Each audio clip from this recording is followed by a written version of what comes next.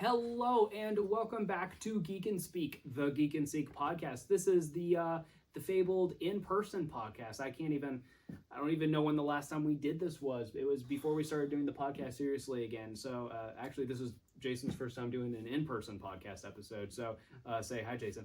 So today we are talking. It's like, do I get to say hi? No, I'm excited to be here. I wanted to do in-person podcasts for a while now. Yeah. And we kind of decided to do this last second, so we have a pretty ghetto setup, but it's actually kind of fun looking. So, depending on how things time out, we might keep doing this and come up with a more permanent setup and a better mic situation and stuff like that. But today we are talking our favorite cards from the Lost Caverns of Ixalan. And time allowing, we are going to each of us go through our top 5 cards. And to be fair, that was really hard to do because there's a lot of really cool cards in this set, but we're going to do our best to shine a light on a lot of really cool cards. So, hi, I am your host, Morgan. Jason, he's here, like we just said. And then we also have Preston. How are you guys doing today? I'm good. Fantastic. The Lions won another game, baby. Let's go. We're doing it. Yes, and we also just filmed another episode of Upkeep, and that was a really fun, exciting game. So if you're not watching our gameplay series, well, actually, no, you probably are watching our gameplay series. That's probably why you're subscribed. But I'd be shocked if you watch this and not that. Yeah. So if there's episodes you've maybe missed, check that out. But in 2 days from now, we have a Lost Caverns of Ixalan episode coming out. So make sure if you're somehow seeing this and are new, subscribe. See that when it comes out. And don't forget to check out the end step episodes for each corresponding upkeep episode. You get to see us talk about our decks. You get a little insight on how we like to build certain decks, what strategies each player likes. You get nice and fun insider information like that. So check out end step. Yeah, and he edits it, and it's fun for him. And if you'd like to support the show, obviously like, comment, subscribe, all the YouTube algorithm nonsense. You can also support us on Patreon, and if you join us on Patreon and you're supporting us there, you can also hop in our Discord where we're talking Magic, getting everyone's opinions about new cards, setting up games to play on Spell Table. You get to see most videos at least a few days early in there. So yeah, pretty good. And then let's go into the news section of the podcast, which is. We're probably not going to keep doing news sections on this podcast unless the show becomes weekly. There's 2 problems. One, because we're a bi-weekly show, by the time we get to talking about news, it's not very relevant. The last episode of this podcast didn't do so well compared to other episodes because people have already moved on. That's part of the problem with doing it every other week instead of every week. And then also, it kind of took away from what we wanted to do last episode about. So unless the show goes from bi-weekly to weekly, we'll probably not do news sections that often. Never say never, but it just probably won't be a staple of the podcast anymore moving forward. With that said, next episode, we are talking about misplays and learning from your mistakes, becoming a better player by learning from your mistakes. So make sure you leave comments, or if you're listening to this on YouTube or on Spotify, I should say, there is a Q&A section where you can do that, and then you can also just ask us any questions because we'll like to do Q&A sections at the end of our episodes again. The other thing was I already mentioned Ixalan episode coming out in 2 days, and the paper set of Ixalan actually comes out in 2 days. So let's jump into our top 5 list proper, and just because we want to try to keep these as close to an hour as possible. If we go over, not a big deal, but we're going to start with our number 1s and then go down just to make sure that you guys will for sure, even if we have to cut this episode short, you will for sure hear our top picks. So, Preston, do you want to start us off with your top pick? All right, so my top pick of the whole set, plenty of great options, but I think my favorite new card, shockingly enough, it's not a dinosaur. It is Amelia Benavides Aguirre. It's a 2/2 for 2, white and a black, legendary creature, vampire scout. Ward, pay through life, strong but reasonable, I think. And then the really fun part here is her main ability. Whenever you gain life, she explores. Then destroy all other creatures if its power is exactly 20. So you guys haven't seen this much watching our gameplay videos, but the boys in the channel definitely know I love me a life gain card. Life gain is one of my favorite things in all of Magic. I try not to do it too much because it annoys them when I'm at 700 life. Pardon me, I'm reliving trauma. But yeah, I love this card. That's just such a goofy but still strong effect. Getting to 20 power, and then getting the free board wipe. It's just so fun. Another thing about it too is once it's at 20 power, one pump spell and you have lethal commander damage. Yeah, if it's your commander. I personally am excited to play this. I don't think you will have seen it. Well, you will have seen it by the time this comes up. I'm starting to do arena gameplay. I am going to do an arena game with this card. It has a combo with Wild Growth Walker, which says whenever a creature you control explores, put a 1/1 counter on it, and you gain 3 life, which is exactly how much you need to start the loop with Amelia. So you have both of those in play. You do one of the things. You start a loop. You create the board wipe, and assuming your opponent has 20 or less life, you can just win right there, assuming Amelia doesn't have summoning sickness. So that's what I'm excited to do. And I'm sure if you're playing some kind of explore deck that is in these colors, even in Commander, you might just have it in there because Wild Growth Walker is just good, and it just so happens to accidentally go infinite. Definitely my favorite card of the set. It's awesome. And she's a baddie. Look at it, if you see her She other do art, be a baddie. She's Let a me baddie. tell ya. She cute. Yeah, Jason, why don't you take us up with your number 1 pick? So yeah, originally it was going to be Preston's number 1 pick, and then I had to pick something else, and I am super satisfied with the other card that I found because this is nuts. It's one of the most insane white creatures I've seen printed in a while. It is Azure Tack. Don't kill me if I mispronounce that. Deepest Foundation. It's 4 and 2 white. It's a 6/6 legendary creature god with vigilance. If one or more creature tokens would be created under your control 3 times, that many tokens are created instead. When Azure Tack dies, return it to the battlefield tapped and transformed under its owner's control. Real quick, I just want to point out, I like the fact that Wizards of the Coast didn't put the full name on the card at the bottom of it for its ability. It just says Azure Tack, which is like, yeah, we know who that is. Yeah. You didn't need to put the full thing on there and give me 200 more letters. So that was fun. And then the backside of it, it's a land that you can tap and add for a white. And you can pay 2 and a white to tap the land and transform it back into the creature. But you can only activate it if you attacked with 3 or more creatures that turn and only as a sorcery. Which, I like the back part of that. The front part, deals with creature tokens, so it's specifically creature tokens, so it's not just any tokens. And reading the back as I was going through it, I was really worried it was going to say, only if you attacked with 3 or more creature tokens. I was really expecting that, and that would have really bummed me out and been like, so if I don't have tokens, I can't transform it back. But no, it's really good. It's busted. Just to think having this and Anointed Procession on the battlefield at the same time. and Doubling Season and Parallel Lives. Just all of them. I'm Just all talking the mono white. He's talking straight degeneracy. Mondrak Dominus. Yeah.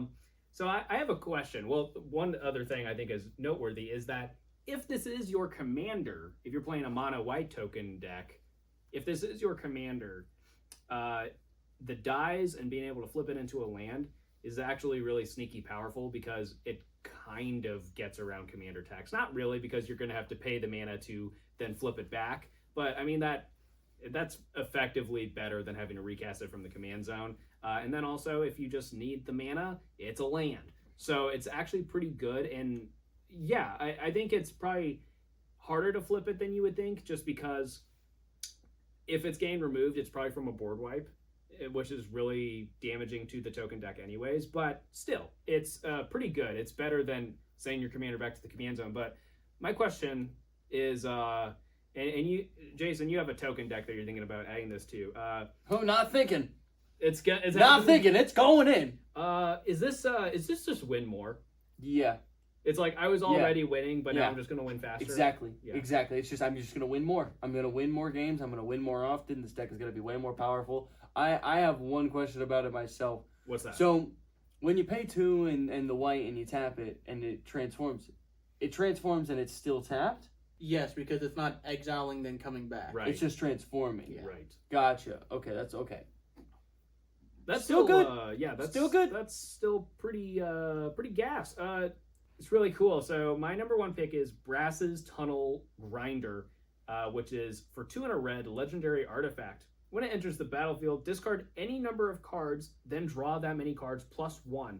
So it's kind of like a Valakut Awakening, and even more so, and I'll get to that in a minute. At the beginning of your end step, if you descended this turn, put a bore counter on it, and then if there are 3 or more bore counters on it, remove those counters and transform it. Descending being that a permanent goes into your graveyard from anywhere. So milling, sacrificing, it dies, whatever. And then it turns into Tukutlin, the Searing Rift, which is a legendary land cave subtype that taps for a red. And whenever you cast a permanent spell using mana produced by it, you discover X, where X is that spell's mana value. And discover is kind of like Cascade, except kind of just better. You can hit things that are equal, like the same mana value, doesn't have to be less. And if it's something that's like situational, like maybe you hit like, I don't know, like a counter spell or something, right? You don't want to like flicker off the counter spell right then. You can choose to put it into your hand. So this just feels like it. That's the other part about why I think it's like Valakut Awakening, is because the backside is also a land. This is just better though, right? Like especially if you're playing like mono red or something. And I think decks outside of mono red in Commander are going to want this, but especially mono red decks. It's going to be insane card advantage, right? And because you're discarding cards instead of putting them on the bottom like you would with Valakut Awakening, there are some decks that want that. Like you are descending, like which this card cares about. You're descending. You're putting things in your graveyard. Sacrifice decks, Reanimator decks. It's an artifact. If it's a red artifact deck, red artifacts synergies have a lot of reanimation effects. This just feels really good, like a strict upgrade, especially just for raw card advantage. And then the backside is a land, so it's red land ramp. That also is going to give you card advantage as you're casting spells with it. It seems insane. This feels like, if not straight up red staple, it feels like a card that if you're building a red deck, you need a specific reason not to want it in your deck. It just feels that good. But what do you guys think about it? I think that there's a lot of decks I can think of off the top of my head that card is immediately an all-star in. Yes. Names are escaping me right now. Well, what's it's 3 color. Whenever you draw a card, it deals 1 damage to each opponent. Quasar. Or to each opponent? I don't know. It's like, oh, it's Grixis. I think it's red, blue, black. Oh, yeah. What is Nezukar? Is that it? Nezukar. This is a Nezukar All-Star. Any deck, basically I'm any excited. deck where Wheel of Fortune is going to be good, this card is going to probably be better.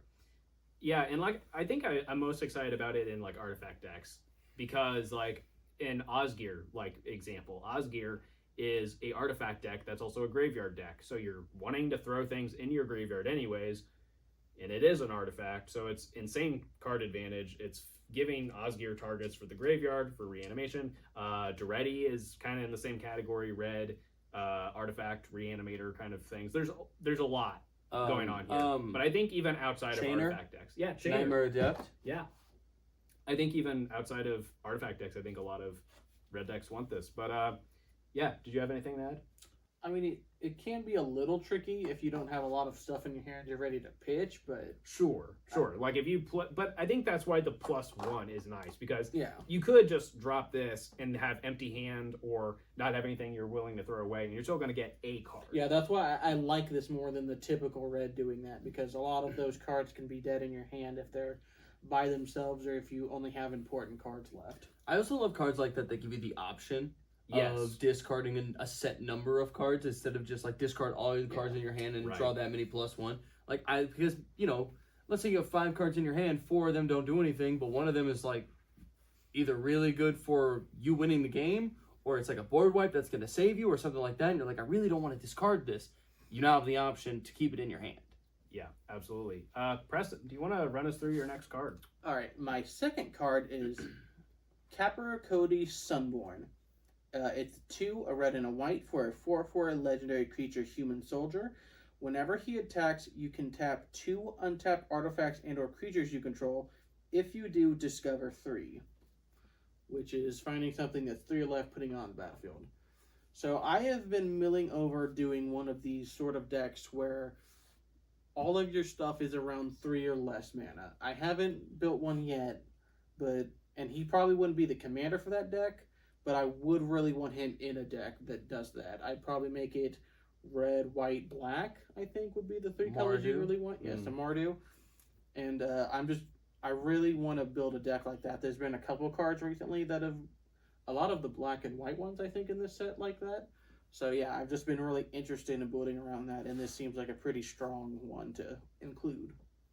It does have to attack in order to get that ability, but it is a 4-mana 4/4, so there's a decent chance that by the time, even if you're just playing it fairly, like let's say you don't get to ramp it out faster, let's say you don't have Lightning Greaves or Swiftfoot Boots, if you just are attacking with this on turn 5, there's probably one person you can swing at. Yeah, there's probably a person where you can, even if they can chump block, maybe they can't kill it in combat, so you don't feel bad about it. But you're still getting the attack trigger. Yeah.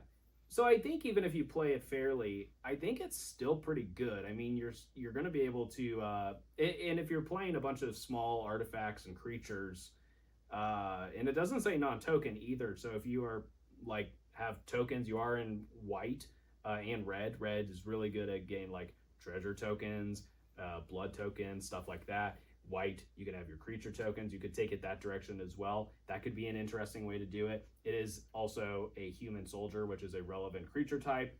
I think this card's actually pretty sweet. And then let's not forget that it is an attack trigger, so multiple combat steps. So if you have it in the 99 of like an Ishin deck or something. I think the strongest way to build this deck is just to load him up with a bunch of equipments, but he's a Boros commander, so that's a little boring, so it's probably not what I would do. But if you want to build around him and make him really strong, that's what you do. I was going to say, a Boros commander that's built around artifact equipment. Real original. Where have we seen that before? Yeah. Yeah, but I think it's cool. I like it. Jason, why don't you take us through your next card? The next card that I pulled up, that I had on my list, my number 2 card on this list, Molten Collapse. It's 1 black, 1 red. Choose 1. If you descended this turn, you may choose both instead. Reminder, descending means a permanent card went into your graveyard from anywhere. From anywhere. Destroy target creature or planeswalker. Immediately right there, 2 mana, destroy target creature or planeswalker. Dreadbore. Already amazing. It's already Dreadbore. Already an amazing card. Yeah. And then you have the other option of destroy target non-creature, non-land permanent with mana value 1 or less. Now, that is not necessarily as good as the first one, but there's definitely situations where there's a 1 mana like artifact or enchantment or like even if it's like a token copy of something. Because tokens don't have mana value. Yeah, I was actually gonna say. I mean, in Commander, it hits Soul Ring. I was bare gonna say, minimum. Whoever made this, that's for Soul Ring. Yeah, but it's I also mean, all the really like CEDH, what we would consider fast mana, like Mana Crypt, Mana Vault, the Moxes, like gets rid of all that stuff. I'm excited about this card for Constructed because it hits a lot of things you want to hit. It hits Chalice. It hits the Ozolith. It hits Hardened Scales. It hits... When you say Chalice, you mean Chalice of the Void? Yeah. Okay, I just need to know that. For editing, yeah. it hits a lot of the thing. It hits, it hits tokens, like the tokens that like Urza Saga makes or whatever. It's going to hit just a ton of relevant things that do the need tokens that Urza blown Saga, up. are they creatures? Oh, that's a good point. Never mind. So it doesn't hit those. It's non-creature, non-land permanent. Yeah. Which, but there's plenty of... I just thought about this. This is a very niche situation. But you know my Miracle deck? Mm-hmm. So that deck, it's about, like, me having really good creatures that have, like, static abilities or, like, activated abilities that I can activate, getting them die, and then getting them come back as tokens that are enchantments. So, like, I know that's a very niche situation, but that would work because it's no longer a creature anymore. And, I mean, that's one way to get rid of my, like, outside of, like, destroy target enchantment, something like that. That's another way to, like, throw me off of my win con in that deck. And I'm sure that there's other decks that this would apply to. Yeah. But I just saw it and I was like, this is a sneaky good card. I feel like people are going to really just undervalue how good this card is. Well, I mean, it is, like, bare minimum Dreadbore. Black-green sorcery, destroy target creature, planeswalker. Like, that's already a card. This is just with upside. I mean, you crack a fetch land, and now you can do both modes. Okay, what makes this better, in my personal opinion, is the fact that it's black and red. I think adding red and being able to put this in red decks, it gives it an edge that because you said it was black and green, right? I might have misspoke, but this. Oh, it is black and red. Yeah. I'll edit that part out.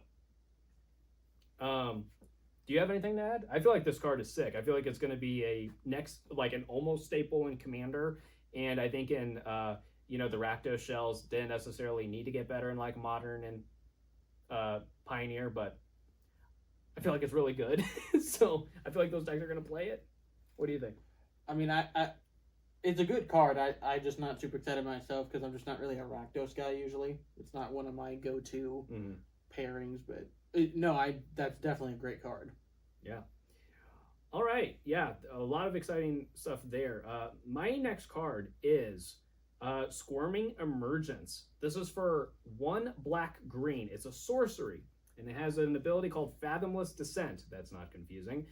Return to the battlefield target non-land permanent card in your graveyard with mana value less than or equal to the number of permanent cards in your graveyard.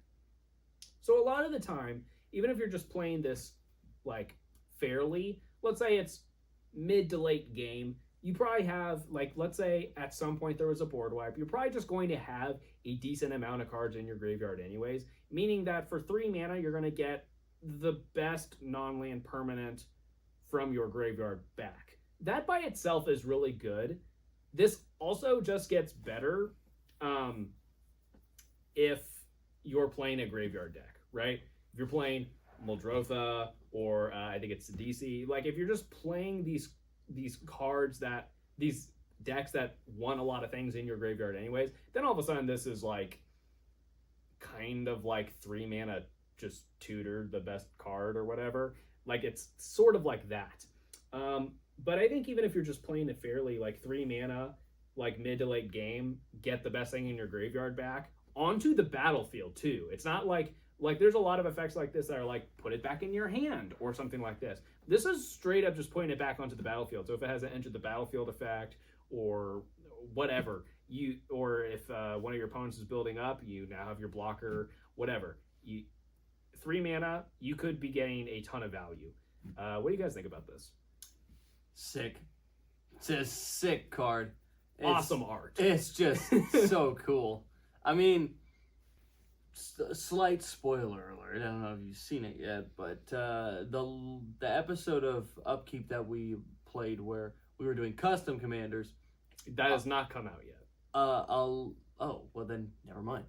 That's the one we filmed today. One of the things that I was doing or trying to do was get creatures from my graveyard onto the battlefield.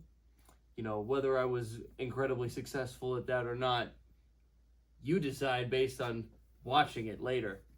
That would be a great card to add into it because it would fit in the colors. And honestly, it just doesn't seem like it's that hard of a requirement to meet. Maybe early game it's not, but that's a late game card anyways. That's not a card that you're looking to cast on turn 4, turn 5. Well, right, yeah. unless you are a graveyard deck and you just so happen to get there, but that's a smaller percentage of decks than. But I think even if you're just playing it fairly, I think it's pretty good. Anything, Ned? That can very easily be 3 mana win the game in a lot of Yeah. I mean, could you imagine? Like it's 1v1 and then you just pull out like a Blightsteel or something from your graveyard? Yeah, that'd be awesome. Preston, why don't you go ahead and take us through your next card? All right. Okay, yeah. All right, next up we have Huatli, Poet of Unity. It's 2 and a green for a 2/3 legendary creature, human warrior bard. Whenever she enters the battlefield, you search your library for a basic land card, reveal it, put it into your hand, then shuffle. And then you can pay 3 and then 2, what are those called? Hybrid mana. Boros Hybrid. Boros Hybrid. You exile her, then return her to the battlefield, transformed under her owner's control, activate only as a sorcery. And her other side that she transforms into is a saga called Roar of the Fifth People. So the first one is create 2 3/3 green dinosaur creature tokens. The second one is People of the Fifth People gains creatures you control have 1 of Selesnya. All of your creatures can tap for mana, which is great. Then the third one and the fourth one are the really important parts here. You get to search your library for any dinosaur card, reveal it, put it into your hand, then shuffle. And then finally, dinosaurs you control gain double strike and trample until end of turn. So that is the double strike and trample seems like a really good way to end the game. 100%. And the tutor effect is going to put it in your hand. By this point, I mean, you have all the mana in the world. You just grab your best dinosaur. You're going to play it that turn. That way, the next turn, it's going to also have the double strike and trample. It seems like a lot of setup, but it does ETB also just ramp you, which doesn't seem that bad. If you do get to, like, let's say 3 mana, you play it, you get a land, someone board wipes, you don't even get it to the backside. It's not like it did nothing. That's it's 3 a mana, lot put a of land, setup. 3 mana, put a land onto the battlefield. Yeah, I mean, we And play make cards them- that do that. And make them waste a kill spell to try to stop you from Exactly. getting the other It's side. almost like if they do that in that instance, it's almost like they used a counter spell on a ramp card. Yeah. But you still ramped. But you still ramped. So what's the part about this card that you're most excited about? It's definitely the third one on the Roar of the Fifth People. The tutor for a dinosaur? You either get to go, depending on how the game's going, you either get to go find the dinosaur that'll end the game for you, or you can, what's it called? Like the Thrashing Bontodon blow up enchantment or artifact. Yeah. So, like, if you need to pick out one of your dinosaurs to do something like that, you can. But most of the time, you're just going to be going and getting your Gashoth or your Galtas, Atali, one of your dinosaurs that can help you finish the game and just finally smack through in that last turn. Proliferate. Oh, and yeah. So good with these saga cards. And with this one in particular, I don't think I'd actually Proliferating? like Proliferate on this one personally. but why? I'd be worried about proliferating into the fourth one too soon and then not having the board I want until then. Well, here's the thing, though. Getting to the third one quickly is nice. But here's the thing. If you proliferate all the way to the third one, now your creatures that you have already tapped for mana. So let's say That's true. you get that third one into your hand, and then you don't proliferate to the fourth one. You use those creatures to cast that creature you just tutored for, and now you untap, and now you're going into the fourth one, and all the dinosaurs are getting double strike and trample. That's true. So I think proliferate with that card makes it completely busted. Yeah, I can get behind that. I fear that it is a slow card. Just it feels like a lot of work to get it onto the backside and then get it to where it's helping you win the game. 8 mana is a lot. It is a lot, and it's slow because if you're not proliferating, you are having to wait an extra turn for each of those, and that's assuming that no one's going to blow it up because it doesn't have any kind of protection, right? What I will say, though, is it does have the cool factor. Like, it follows the rule of cool. The art is sick, and it is 3 mana, get a basic land, which, let's say that is the only thing this card does. Let's say by the time it gets to the backside, it gets blown up, or the board state is completely changed and it doesn't really do that much. it still did something. And So- it's not like it did an insignificant something. Yeah. It's like it Dinosaurs did, are a lot of mana. You need the mana. exactly, and it does what many green cards that are already in existence do. So I also, guess I want to say, if you do get it to transform, that's 6 power immediately. That's not. true. Oh nothing. yeah, exactly. So it's almost like you're paying 8 mana for this enchantment, and 6 Two- extra power on the board divided and a amongst 2 basic land. creatures, and a basic land. This card is so good.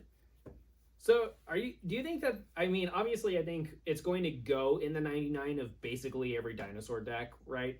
I think with some of the new Jurassic Park cards, I think there are some dinosaur decks that like for color identity reasons, it can't go in. But do you think there are any dinosaur decks that want this as the commander, or do you think it just needs to go in the 99? I'm gonna go first because we get a regional dinosaur expert over here. So I would guess not, just because, first of all, it is 8 mana to get a land on in the battlefield, and then you get the 2 tokens, and then you have the other stuff that's gonna happen, like on your next upkeeps, or if you could proliferate. Yes, but you still gotta get there. Yeah. And so, if something happens and your commander gets destroyed before you get to flip it over, now it goes back to the command zone. Well, now 8 mana to get it to its backside just turned into 10, which could very easily turn into 12, which could turn into 14. So if you're going to run it as a commander, I think you're going to need to focus a lot on making sure that you're protecting it and also getting to that backside and finishing those abilities as quickly as possible. Because if you're running it as a commander, people know what it's going to do, and they know how strong dinosaurs can be, especially with the new cards that we've gotten from this set. They're probably going to want to take it out pretty early. But that's just me, from someone who has actually not played a dinosaur deck before. You would not run Hotley as the commander for a dinosaur tribal deck. What you do is you pick 3 or 4 of the dinosaurs you think are most powerful, keep those in the 99, then the rest is just a Naya Good Stuff deck. That's what you would use if you wanted to make Hotley a commander. I could see that. I like could see that. I agree with that. You And you got know Boros in there, so you could really kind of go the classic Boros artifact equipment theme. Yeah. So Haven't Jason, seen that before. Yeah, it's not the most exciting, but it is a thing. It's fun to do every now and then. Jason, why don't you talk to us about your number 3 card? Yeah, so the number 3 card I had on my list was Tishana's Tidebinder. It's a 3/2 Merfolk Wizard with Flash for 2 and a blue. And it says, when Tishana's Tidebinder enters the battlefield, counter up to 1 target activated or triggered ability. This is the best part of this card right here. Are you ready? If an ability of an artifact, creature, or planeswalker is countered this way, that permanent loses all abilities for as long as Tishana's Tidebinder remains on the battlefield. Mana abilities can't be targeted, but that's always with cards that say it loses abilities. It'll say it loses abilities that aren't mana abilities. Yeah, people would be pretty mad if it could. That is do that. nuts. That is nuts. Somebody plays Teferi. The time, the what, 2 extra turns? Is that what that Teferi gives you? Master of Time. Somebody plays that. They activate that first one. Psych! No extra turns for you, pal. Yeah. I think this card is stupid powerful. It's gonna go in every single blue deck. Every single blue deck. I almost guarantee it. I think there's enough stifle effects and stuff in blue that I don't know if it goes in every blue deck. I could see it going in a lot. Dude, I think you have this is better it than has to be- Disallow. Well, it This is. immediately replaces Disallow in any deck. What I would say though is that Disallow is an instant, and there are decks that would rather have more instants than they would rather have more creatures. So if you're specifically like playing like, I don't know, like Talrand or some kind of deck where you're able to like maybe get back your instants and sorceries and stuff like that, like Spell Slinger specific decks would rather play those. But if you're not that, or if you're just a straight up control deck of some kind, this seems pretty sweet. Because also a lot of I'm not as worried about the Planeswalker thing. You do see some Planeswalkers in Commander, but it's really just like the best of the best ones. You don't see that many. But a lot of Commanders have activated abilities or triggered abilities. This shuts them off until you deal with this. And that's pretty good. What do you think about this card? I think this is good, but I will say it is stifled a lot by being specifically a creature. Because a lot of these effects that they exist already, like turning off a creature, are like enchantments, which are a lot harder to remove. Yeah. This is a 3/2 with no protection on it once it's on the battlefield.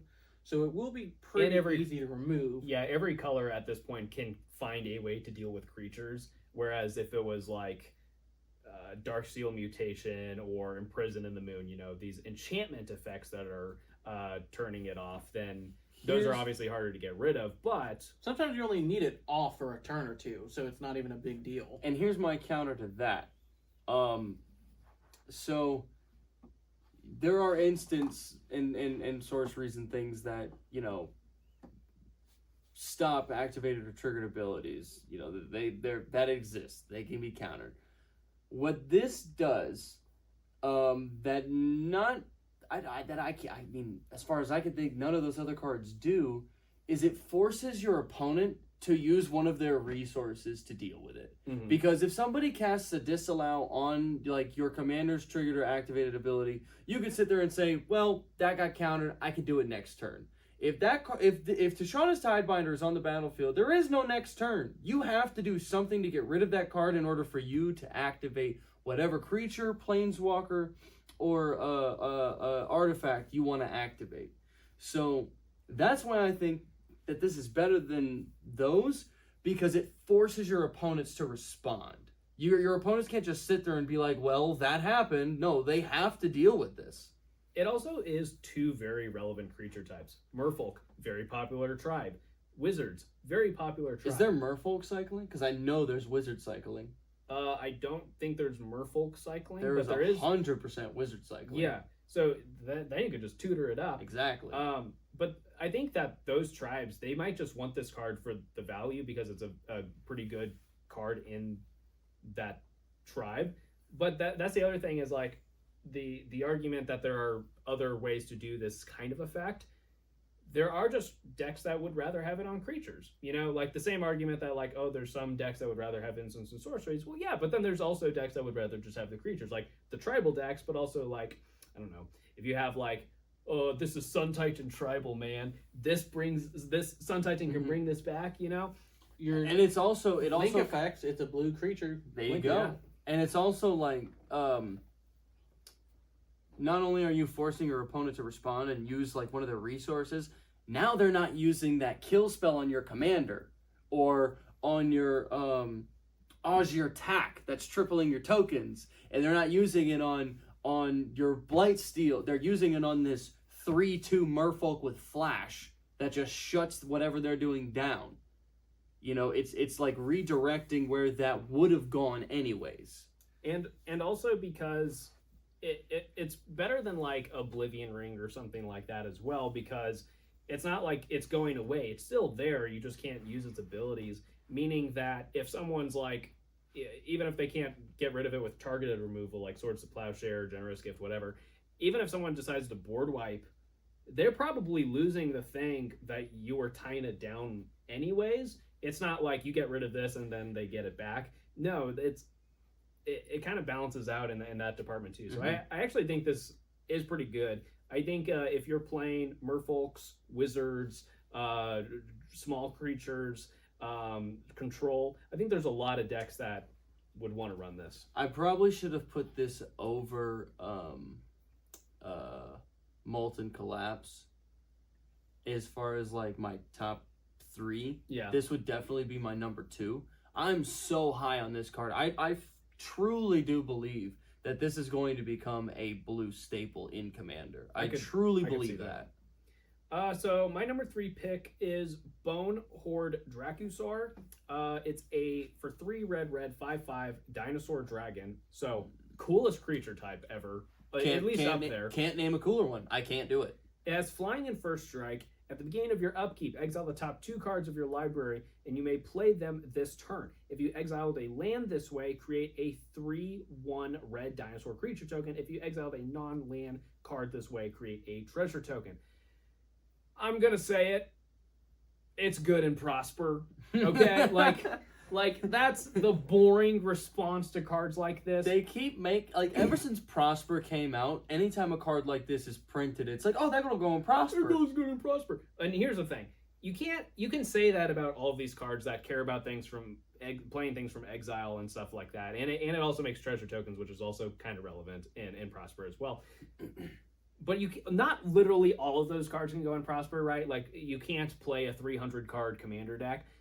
But I will say that I have a Prosper deck, and it's a lot of fun. The problem with it, though, is that it kind of spins the wheels and then has a hard time ending the game. What I like about Bonehorde Dracusar, other than it just being awesome, is that it's a good way to try to end the game, because it's a 5-mana.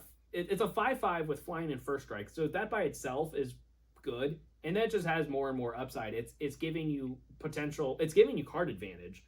Assuming people don't get rid of it right away. It's giving you card advantage. And it's also potentially making more creature tokens that can help attack and end the game. And it's giving you treasure, which will help you ramp into more threats as well. So, yes, it's good in Prosper. It's a really dumb, boring response to a card like this. But especially for my specific Prosper build, I want more aggressive answers in the deck. So I like it there. It is also, if you want to put it in your dragon deck, it's good there. If you want it in your dinosaur deck, it's good there. I do have a Miram dragon tribal deck. It would probably be good there because there's a little bit of token payoff there as well, because Miram's making token copies and stuff like that. So there's synergies there. There's obviously homes outside of Prosper. That's where I for sure want to play it. And then just because it's a generically good 5-mana red creature, I can see having a lot of homes, really. I think even maybe Perforos decks, like just red creature good stuff decks might want it just for the advantage it gives. But what do you guys think about this? It is a big body with good abilities on the board.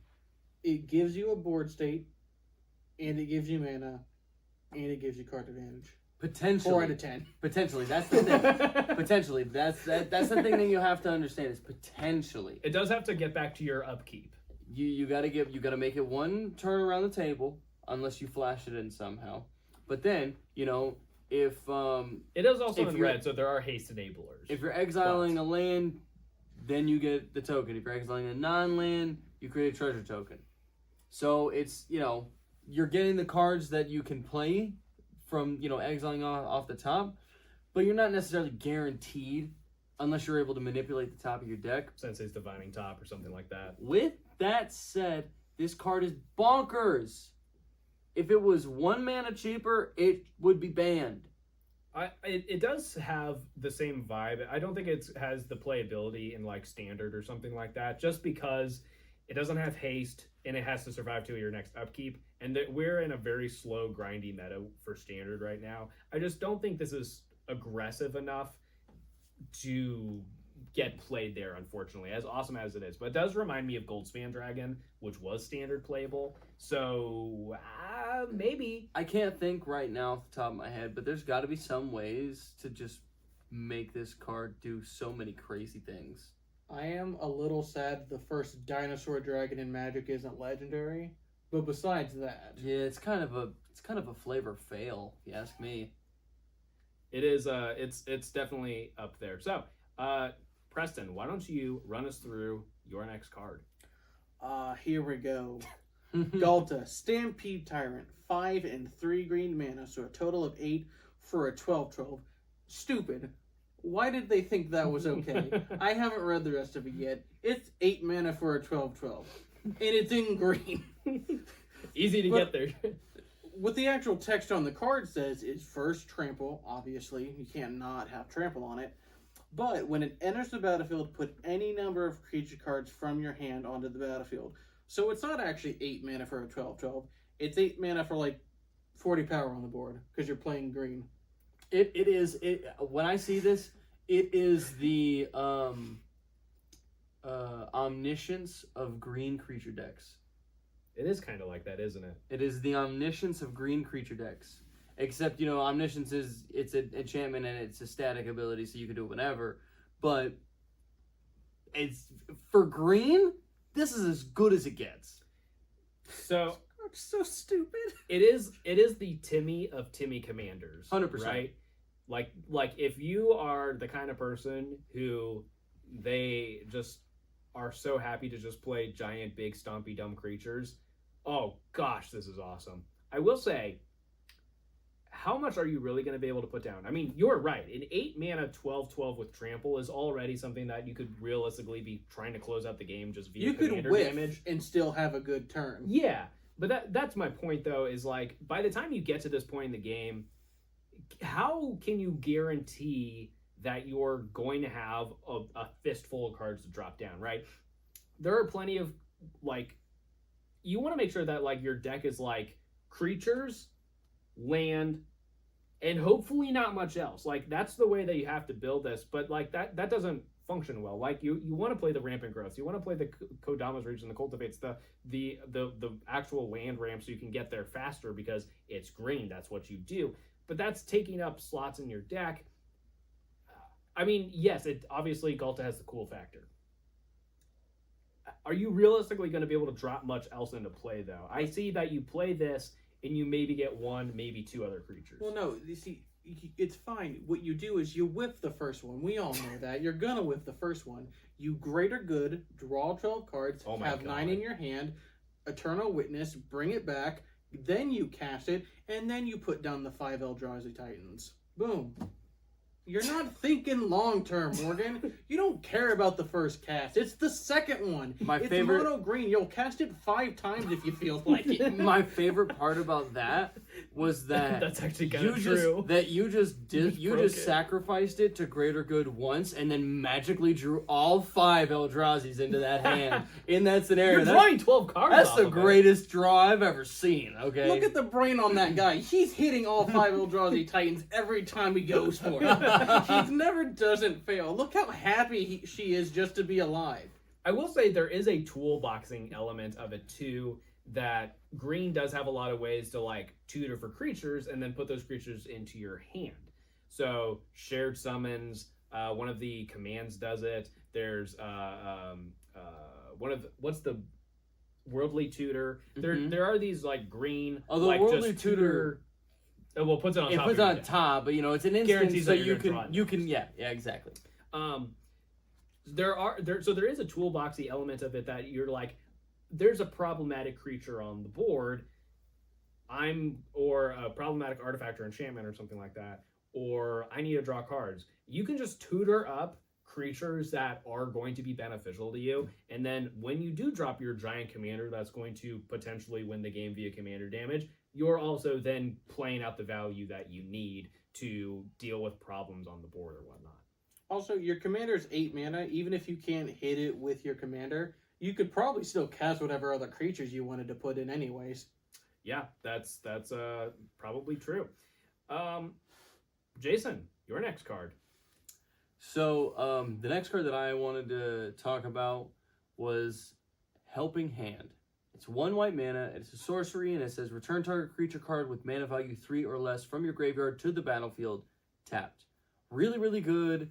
White recursion. I mean, it's but it's 1 mana cost sorcery. 1 mana. It's bring a creature back to the battlefield. To the battlefield. It's tapped, but still, like that's so much value. Okay, so let's think about this, because also, if it's 3 or less, you're not getting like your game-ending threats or anything off of it. But like, think of all the value creatures. There's, I mean, you wouldn't hit Eternal Witness with this unless there's some weird reason. But that's there. Dockside Extortionist, Reclamation Sage, all these value small creatures. You could hit an Eternal Witness and get something back into your hand, to get like another cast trigger or something like that. Yeah, the Helping Hand. Yeah. I feel like this also has playability outside of Commander. Oh, for sure. Oh, because, yeah. I mean, there's so many, like, Entomb, right? Think of just the 3 mana creatures we talked about. Yeah. Huatli. Yeah. Wait. Yeah, even just today, even. Yeah. Yeah, I feel like there's a ton to... Yeah. I feel like that's actually really good in the Huatli deck. Huatli dies, you play that, Huatley's back. Yeah. I think most white creature decks are going to be considering this. And I mean that in Commander, but also outside of Commander, just because this is like... Because white loves putting down good early game creatures that are a lot of time 1 or 2 mana, let alone 3. Oh yeah, Yeah. like Esper Sentinel. Yeah. That vampire that draw a card whenever like a token enters the battlefield or something. Welcoming Vampire. Welcoming maybe? Vampire, that's what it's called. Yeah. And I don't know if I got the ability right, but essentially it did what I said. Maybe a little different. My next card is a set booster exclusive card. This is Permission Denied. It's one of the Jurassic World crossover Universes Beyond cards. For a white and a blue instant, counter target non-creature spell. Your opponents can't cast non-creature spells this turn. So it's negate and also silence. It's kind of insane. Also, I love Jurassic Park, specifically the first one, but the other movies as well. I love them. They're some of my favorite movies, so it's kind of fun to see this in Magic. It's kind of goofy, but I'm here for it.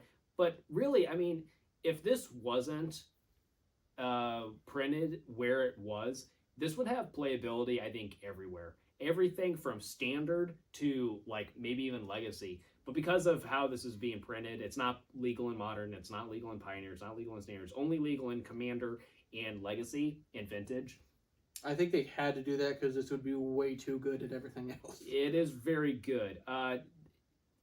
And you know, it doesn't hit creatures, right? But I think especially in like CEDH where people are mostly trying to combo off or whatever, this is pretty dang good. And even if you're playing it in just normal Commander and you don't have to worry about people comboing off, you like if someone's like trying to board wipe and then follow up with their board wipe or whatever so that they're ahead, you just counter their board wipe and now they can't cast whatever they were going to cast next anyway. So I feel like this is just kind of insane. This is like maybe the new best counter spell. Well, I don't know. I think Okay, so let me ask you Drain's this. still up there. Let me ask you this. Do you take this over Dovin's Veto? Because Dovin Veto can't be countered. Dovin's Veto is counter target spell. Dovin's Veto can't be countered. I don't know if it's counter target non-creature spell. No, it's any spell. I would put all of the ones that counter any spell still above this, but of all the ones that are specific to what they can counter, this is almost certainly the best one. And Yeah. and it's like it's usually almost as non-creatures. good. Yeah, and it's also not always, but I think a lot of the times the spells you want to be countering anyways are the non-creature spells. Like, yeah, sometimes someone's going to try to Crater Hoof and you need to counter the Crater Hoof, right? But a lot of the time it's like you want to counter their targeted removal or their board wipe or their combo piece, and their combo piece is maybe an artifact or something, right? Or the demonic consultation, right?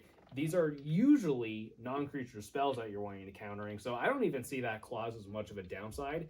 But the silence clause that's built in, where you also get to just say you don't get non-creature spells the rest of the turn, that seems pretty good. It's like, because also then if you're playing control as well, that also limits how they can interact. So I really like this card. The second ability is almost like silence. It's like diet silence. Yeah. I really like it. It's good. It's a really good card. I'm gonna be running it. And also, it has some of the best flavor text I've ever seen a Magic card have. Didn't say the magic word. Please. Gosh, it's so good. I love that Samuel L. Jackson is now Magic the Gathering canon. Oh man, there's a. I'll have to show you guys later. I think there's a crocodile creature that has some pretty hilarious flavor text. Oh yeah, you'll have to show us that. So we are now heading into our end of the list here. This is our 5th favorite card. End of the list. Preston, take it away. All right, so for my 5th favorite card, I had like 8 or so cards I mostly narrowed it down to, and this is the one I just happened to go with overall, I think, is my 5th place. It's called Dreadmaw's Ire. It costs just 1 red mana. It's an instant. Until end of turn, target attacking creature gets +2/+2, and gains trample. And whenever this creature deals combat damage to a player, you get to destroy one of their artifacts. That's insane. Didn't For- It just doesn't stop. Should have been 2. Should have been 2 mana. Probably should have been 3, honestly. I actually think that, like, especially, we mostly talk Commander here. I think combat tricks in Commander are rarely worth it. Unless you're, like, playing a Voltron deck or something. Then sometimes they're kind of fun. Well, the reason I'm But specifically... This gets rid of an artifact. The reason I'm so excited about this, I'm going to put this in Feather. Oh. That's It's going to be so broken. good. You didn't Oh, think what's about that? Mana You didn't Rock? think about that I until didn't he think just about said it. Feather. Oh my! what's The that? minute that Another he, Mana Rock? the minute that he said this card was on his list, I was like, he's gonna put that in Feather. Yeah, I that's can't good. not put that in Feather. You're 100% right. Like Oh, if you're so not good. putting this in Feather, you're not playing Feather right. And it's an uncommon. It's not going to cost much. Yeah. This- Almost certainly. this- Maybe a couple bucks at most with uncommons. This might be and it's a common. Uncommon. Uncommon. This might be the single best uncommon combat trick in red that I've seen. I've seen a couple others that are up there. Well, but I'm not talking about- Got to be up there. I'm This not has got to be talking, like like- top 3 best combat tricks in red. Overall power, I'm talking about you combine everything. You combine the mana value and then what it's going to do for the board state. Like, and it's an instant. It's literally an instant. So you can do it, After they declare attack blockers. Ooh, yeah, because it's still attacking when blockers are declared. Yeah, Yeah. so this is such a good card. Putting this on a double strike creature. Oh, That would be insane. Yeah, it is definitely obviously a lot better in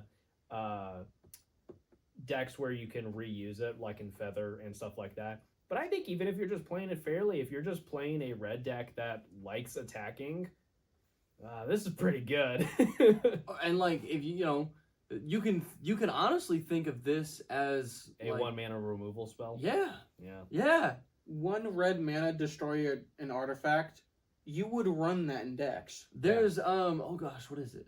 There's one. And not to belittle the fact that it's +2/+2 and trample to your creature, meaning it also might be a 2-for-1 in the sense that It also gets a creature. yeah, you might get to kill a creature that your opponent thought that they were going to win the trade or whatever. You might just be like, oh, actually, my creature's still alive and yours isn't. So it has layers and depth to it that I think a lot of combat tricks don't necessarily have. So I'm Especially- almost disgusted with how much this card does for 1 at uncommon. And like especially in red.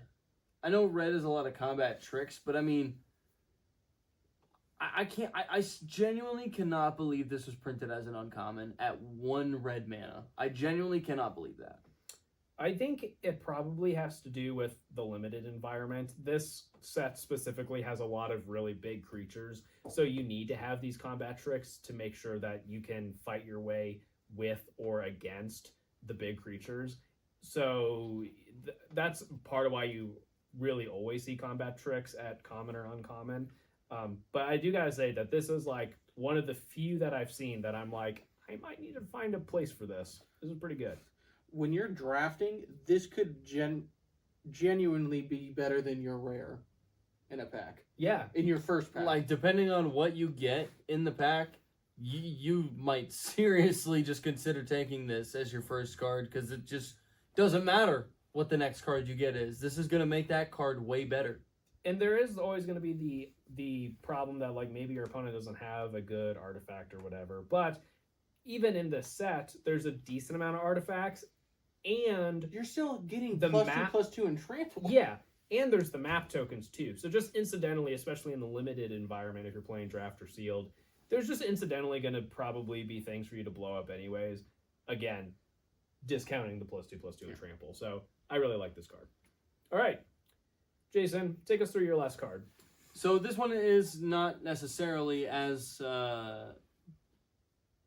good, I guess, as some of the other ones we've talked about. I think It's not as flashy. yeah, it's not as flashy. I like that better. But it's Get Lost. First of all, love the name. Just love it. I can't wait to start playing this spell against people and just being like, get lost. Yeah. And just stuff like that. I live for the goofiness. But it's 2 mana, it's 1 and a white, and it's an instant. It says destroy target creature, enchantment, or planeswalker. Its controller creates 2 map tokens. Now, I've never been a big fan of white removal spells, or any removal spell for that matter, that gives their opponent something of value afterwards.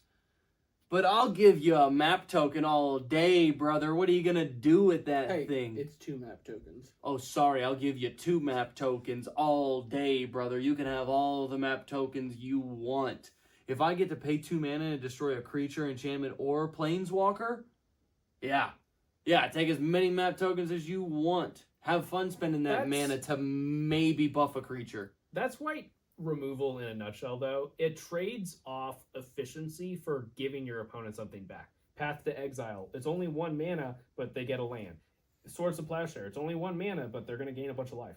But this is great because I made a video about this card, Get Lost, a few weeks ago. You can check it out if you'd like. But I was comparing it to Fateful Absence, which is a similar card from Midnight Hunt. This is better because it hits enchantments, and I'd rather give my opponents 2 map tokens instead of the clue token, because the map, if they get to sacrifice it and activate it, they're not guaranteed to actually get genuine card advantage out of it. Like, they probably will, but they're not guaranteed that. And they can't even do it unless they have a creature on board to target with it. So it's pretty good. It definitely has playability outside of, like, Commander. Like, this is, like, going to be played in Standard. It's going to be played in Pioneer. I don't know if it gets played outside of those couple formats, but it's really good. I think that, I mean, giving your opponent a map token, I would so much rather give them 2 map tokens than 1 3/3. Yeah, like from Generous Gift. Any day of the week, dude. Because what? You can't block with a map token. Right. I think, like, this doesn't literally hit everything, right? It's only creatures, enchantments, or planeswalkers, but, like, it almost hits the most important thing. Yeah. I was going to say, a lot of the time, it's either, like, a lot of the time when I want to blow something up, that I like to hold on to my removal till the last second. A lot of the things that need to just go are enchantments. Like, enchantments 100%. that are spiraling 100%. the value, like Rhystic Studies, Zendikar Resurgence, Sylvan Library, things that are just giving so much value the longer they stick around, that you just need to crack your removal off right away. This hits it for only 2 mana. 2 mana, 1 and a white. Yeah. What do you think? The only thing I really have to say is I kind of hate that it doesn't hit artifacts, because it's just going to be one of those cards where, like, which ones does it all hit again? Let me read it again. Does it hit that? Okay, yeah, it hits that. Wait, does it hit that? No, it doesn't hit that. Dang it. I could see that happening, but there are a lot of cards that, like, they'll choose like 3 or 4 of the possible things, and they will not include the last 2, and it's always impossible to remember all of them. Yeah, well, you know, I have a solution for that from a wonderful professor once said, reading the card explains the card. Except when it doesn't. Except when it doesn't. All right, now we're going into my last card. I'm going to butcher the name. This is Zola Toyak, the Smiling Flood. This is the backup commander for the new Simic Precon that Steven's playing on the Commander Gameplay series. That episode's coming out in 2 days, so don't forget to come back for that. But for 4 green blue, it's a 6/6 Salamander Serpent, legendary. When it enters the battlefield or attacks, put a flood counter on target land. That land is an island in addition to its other types for as long as it has a flood counter on it. And at the beginning of your end step, untap each permanent you control with a counter on it. There's a lot of reasons I like this card. The reason I like it the most, I think, is it's a way for you to play the ultimate Simic deck. This could be a good commander. It could also just be good in the 99. And by that, I mean, you can play your big, giant, stompy, green creatures, and then the flood counters are going to let you untap some of your lands, so now you can leave up your blue interaction.